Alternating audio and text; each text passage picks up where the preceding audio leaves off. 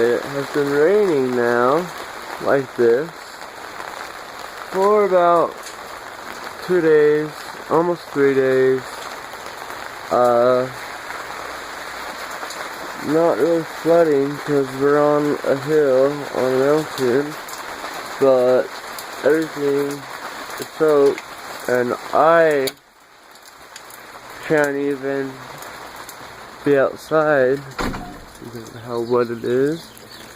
But okay, well, flooding right here.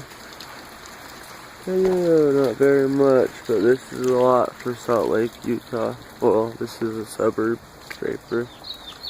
But the valley, you can't really see. It's all foggy and cloudy.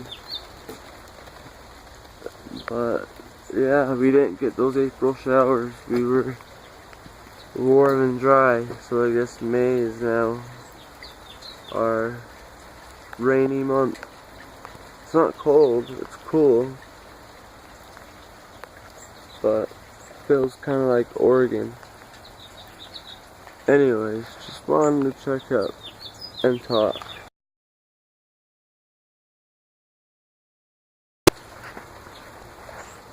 Peace.